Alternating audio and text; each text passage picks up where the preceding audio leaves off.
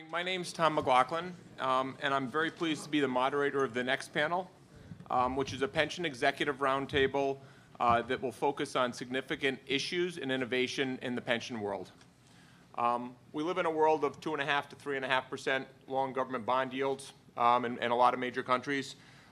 In many markets, in many equity markets, we've had flat equity markets in a lot of the major markets over the last 5 to 10 years, flat to down markets, and it's a very challenging time for pension funds to maintain their funded status and to actually make some money. Most pension plans are not 60-40 anymore, 60% equities and 40% bonds. There's really been a lot of innovation over the last 10 years or so. This morning, we have 4 senior executives from major Canadian pension funds with us.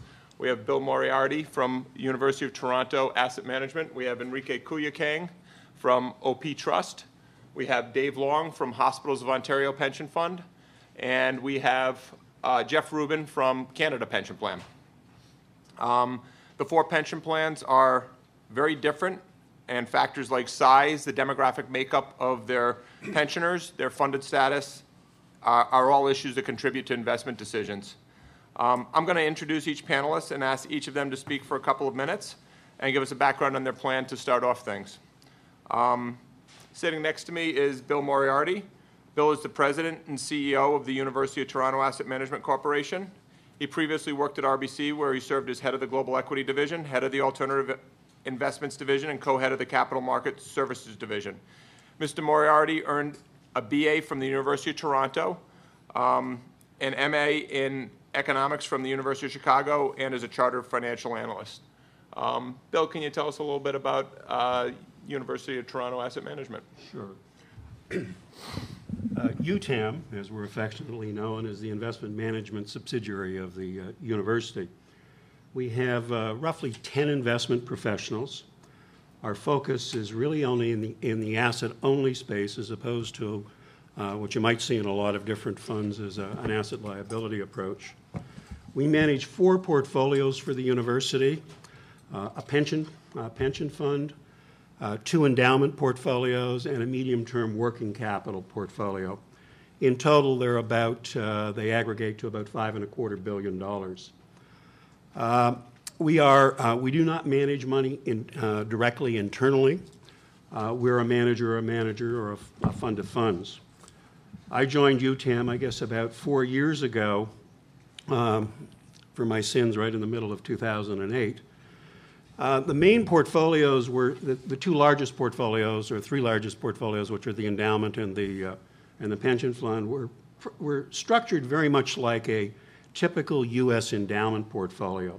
There were 7 buckets, and more than 45% of the portfolios were in alternative assets. 2008 surfaced a lot of cracks, or a lot of issues, as to how the portfolios had been constructed and managed. The basic problem was that there were complex portfolios relying primarily on a simple diversification approach to managing risk. Needless to say, the cracks surfaced full bore in 2008, and really what we've been doing in the last 4 years is education, simplification, and building the infrastructure to support a multi-asset approach in terms of people, analytics, and systems. The job isn't finished, but we're a lot further down the road than we were a year ago, and certainly several years ago. Thank you, Bill. Next to Bill is Enrique Cuyegkeng. Enrique joined OP Trust in 2007 and is managing director in charge of public market investments. Enrique has been involved in the capital markets and institutional investments for 20 years, having previously been with the Canada Post Corporation Pension Plan, Sun Life Canada, and TD Quantitative Capital. Enrique has an MBA from Columbia University and is a CFA charter holder. Enrique, can you tell us a little bit about what's going on at OP Trust? Sure, thanks, Tom. OP Trust was created back in 1995 as a jointly sponsored pension plan between the Ontario Public Service Employees Union and the Ontario provincial government. Back then in 1995 was what your typical public plan, pretty much, 60-40 in public equities and fixed income. And it was largely, the organization, the guts of it was largely an administration, benefits administration. There was probably a 2-person investment team at that time, supported by consultants, and most of the decision was, pretty much needed to be approved by the board of trustees. But we've evolved since then quite dramatically. We're now about shy of $14 billion. In my tenure at OP Trust, I've seen our equity exposure shrink from 55 now to the low 30s. We've diversified to real estate, very meaningful exposure in real estate, infrastructure, and private equity. As well, we've added also a meaningful exposure in commodities. So the whole thrust through this period was to try to reduce the overall volatility of the plan, which was largely driven by public equities, and try to reduce that further over time. Okay. Thank you, Enrique. Sitting next to Enrique is Dave Long. Dave is Senior Vice President and Co-Chief Investment Officer at Hospitals of Ontario Pension Plan. He specifically oversees asset liability management, fixed income exposures, and equity index derivatives, and absolute return strategies at HOOPP. He holds a PhD in statistics from the University of Waterloo and is a CFA charter holder. Dave, can you tell us a little bit about what's going on at HOOPP? Sure, Tom. HOOPP is a private pension trust that serves 270,000 healthcare workers who work for over 300 employers in Ontario. Our assets and our pension liabilities both have a value of a little over $40 billion. And since our assets actually slightly exceed our liabilities, we're a little over 100% funded. Within HOOPP, keeping the pension promise is a phrase that's used a lot. It's a very strongly held value. We perceive ourselves not as an investment organization. We see investment as a tool that we use in our role as a pension delivery organization. As a DB plan, a defined benefit plan, that benefit is really a replacement of the majority of members' full-time income when they retire. And the amount that we deliver to them is based on adequacy. Our members need to be able to pay their living expenses, housing, heating, food, transportation, and so forth when they're retired. The pension promise in general for us, not only incorporates this notion of adequacy and how important it is that people be able to live their lives when they're retired, but it also needs to have an affordable contribution rate, one that doesn't go up and become unaffordable as too high a percentage of their salary. And it needs to be sustainable in the long run. We can't take risks with the pension plan that would endanger in a significant way either the benefit that would be paid, the income that people receive in retirement, or the amount that they have to pay. So it needs to be sustainable in the long run. And as a result, and because of these things, we've embraced what you might call an asset liability management approach to our investment activities. In terms of challenges we see looking forward, I think Tom may have mentioned low real and nominal interest rates. These basically put severe limitations on the amount of return that one can earn on a risk-free basis, and therefore force us and other market participants to seek out riskier assets in order to be able to generate returns that are necessary to make the economics of their organization work. Another factor and a related factor that I perceive as a challenge is that markets currently are dominated by politics and interventionism and not necessarily fundamentals. And this has created a real challenge in the way that you analyze securities, index investments, and even things like diversification. The phrase risk on, risk off is used too often in my view. I'm kind of sick of hearing it. But it basically is driven by the fact that markets seem to be driven by a single risk factor these days, which is whether central banks or governments will intervene in one way or another in financial markets. Closer to home, restraint on healthcare and public sector spending is a challenge for our organization. As the recent Ontario budget pointed out, and has been known for some time, the Ontario government in particular is under some degree of pressure to reduce the rate of spending increases and the rate of healthcare spending increases.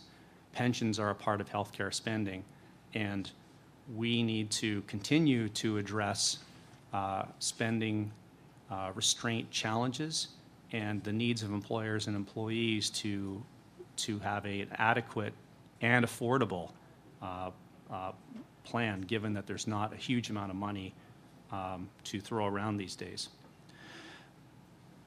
In general, in the environment that we see, looking out more broadly, another real problem is that most people don't have an adequate pension.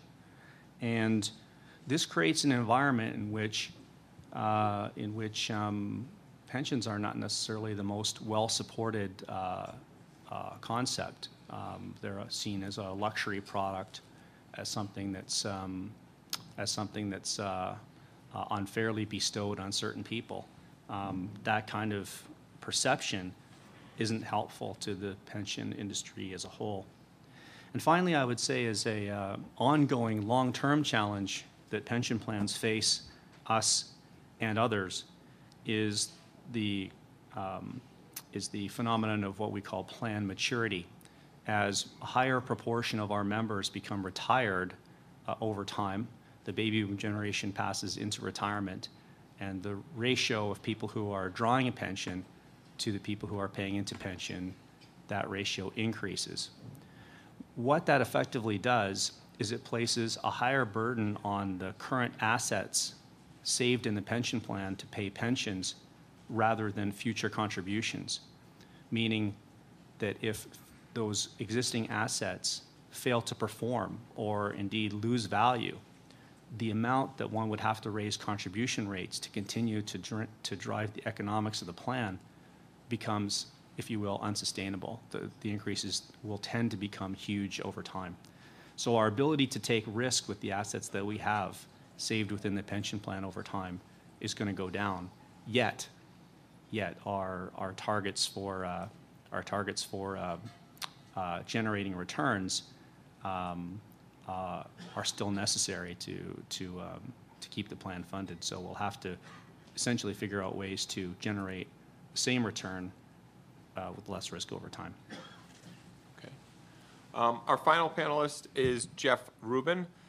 Geoff is Vice President and Head of Portfolio Management at CPPIB, where he is responsible for managing the systematic risk and allocation of active risk across the investment portfolios. Prior to joining CPPIB, Geoff worked at Second Pillar Consulting, Capital One Financial, and Fannie Mae. He holds a PhD in economics from Princeton University and is adjunct professor in the Kogod Business School at American University in Washington, D.C. Geoff, can you tell us a little bit about what's going on over at CPP? Sure. So by way of background, CPPIB we serve 17 million contributing Canadians. Our asset base now is about 160 billion.